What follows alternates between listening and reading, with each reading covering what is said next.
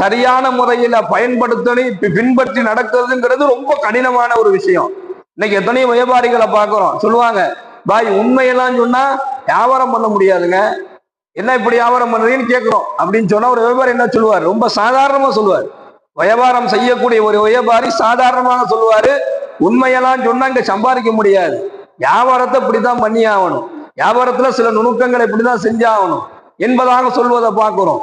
ஆனா இஸ்லாம் சொல்லக்கூடிய வியாபாரம் என்ன, ஒரு பொருள் வாங்குறோம், அந்த பொருளை நாம 2 ரூபாய்க்கு வாங்குறோம், அசல் அந்த பொருளுடைய அசல் 2 ரூபானா அதுல இருந்து மேல ஒரு 2 சேர்த்து வச்சுக்கலாம், மேல ஒரு 2 சேர்த்து வைக்கலாம், 4 ரூபாய்க்கு வியாபாரம் பண்ணலாம். நீ 2 ரூபாய்க்கு பொருள் வாங்கிட்டு 20 ரூபாய்க்கு வியாபாரம் பண்ணா நீ மோசமான வியாபாரி. அப்போ இதுதான் வியாபாரம், இதான் இஸ்லாம் சொல்லி தரக்கூடிய வியாபாரம். 2க்கு வாங்கி 4க்கு விற்பனை செய்வது ஹலால், 2க்கு வாங்கி 20 ரூபாய்க்கு விற்பனை செய்யறது ஹராம்.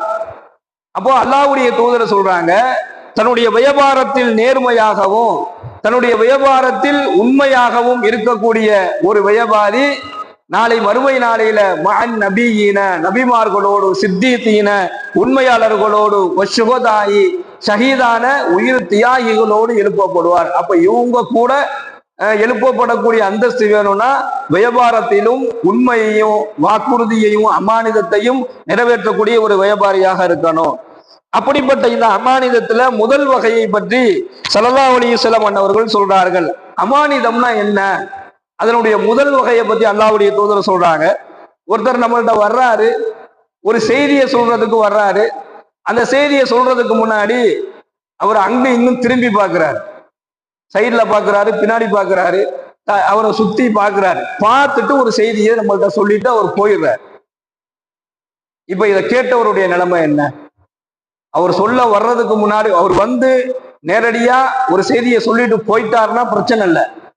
ஆனால் வந்தவர் அங்கும் இங்கும் திரும்பி பார்த்துட்டு ஒரு செய்தியை சொல்றாரு அப்படின்னு சொன்னா அது அமானிதம் என்பதாக நபிகள் நாயகம் ஸல்லல்லாஹு அலைஹி வஸல்லம் அவர்கள் சொல்லி காண்பிக்கின்றார்கள். அதான் அமானிதம். ஒருத்தர் உங்கள்கிட்ட ஒரு செய்தியை சொல்லி வரும்போது அங்க இங்க திரும்பி பார்த்து சொன்னாருன்னா அவர் யாருக்கும் அது தெரியக்கூடாதுன்னு நினைக்கிறார், அவர் சொல்லக்கூடிய செய்தியை யாரும் கேட்டக்கூடாதுன்னு நினைக்கிறார், அதனாலதான் அவர் அங்கங்க திரும்பி பார்த்து சொல்றார். அதனால அது அமானிதம், அதை என்ன செய்யாதீங்க, நீங்க வெளிப்படுத்தாதீங்க. அமானிதங்கள் மீறப்பட்டால், அமானிதங்கள் மறுக்கப்பட்டால், அமானிதங்கள் வீணடிக்கப்பட்டால் கியாமத் நாளை எதிர்பாருங்கள் என்பதாக நபிகள் நாயகம் ஸல்லல்லாஹு அலைஹி வஸல்லம் சொல்றாங்க. அதே போன்றுதான் வாக்குறுதியும் அமானிதம். ஒருத்தட்ட நம்ம ஒரு வாக்குறுதி கொடுத்துட்டோம் அப்படின்னு சொன்னா அந்த கொடுத்த வாக்குறுதியை நிறைவேற்றுவது ஒவ்வொரு முஸ்லிமான முஃமினானவர்கள் மீது கடமை.